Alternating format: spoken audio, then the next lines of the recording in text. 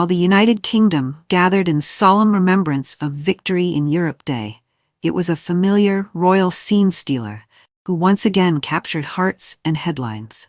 Prince Louis, the youngest child of Prince William and Princess Catherine, couldn't help but inject a touch of his signature mischief into the 80th anniversary commemorations. And this time, his older brother, Prince George, was the unsuspecting target. Seated alongside his siblings and parents on a crisp spring afternoon at Buckingham Palace, 7-year-old Louis was spotted closely watching George, who at 11 looked every inch the future king in a smart navy suit, crisp shirt, and royal blue tie. Prince George, ever composed, calmly brushed a lock of hair from his forehead. But Louis took the moment and turned it into comedic gold. With a perfectly timed mimicry that had royal watchers in stitches, Louis dramatically flipped his own hair, adding a theatrical expression that can only be described as pure Louis. Was he admiring George and playfully imitating his big brother, or cheekily teasing him in classic little brother fashion? Either way, it was the kind of candid royal moment that fans live for. Just moments later, the young prince appeared to roll his eyes at George during the solemn proceedings. A blink and you'll miss it gesture that somehow managed to say so much without a word. At one point, Louis was spotted gently brushing lint off his father's RAF uniform, a small, tender gesture that resonated with viewers worldwide. Charlotte, ever the poised middle child, and now 10 years old, sat on George's other side. Dressed in the same elegant green and blue tartan coat she wore to the Christmas Day service in Sandringham last year. While her brothers played out their miniature sibling drama, Charlotte remained her usual composed self, a true royal in training. Before the formalities began, the entire Wales family made a striking entrance.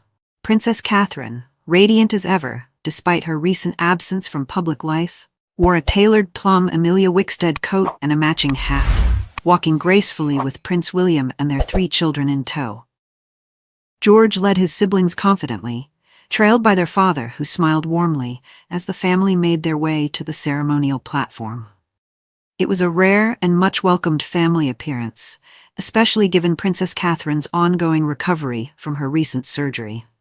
Though still maintaining a lower profile, her presence at such a significant national event did not go unnoticed. Royal fans were quick to express joy and relief at seeing her back in public, even briefly. The day was filled with tradition and pageantry. As the royals looked on from a specially constructed dais at the Queen Victoria Memorial, over 1,300 members of the armed forces took part in a grand military procession from Parliament Square to the Mall. Crowds lined the streets in the thousands, waving flags and cheering as Britain began 4 days of nationwide commemorations. Elsewhere, community street parties and local gatherings echoed the spirit of national unity.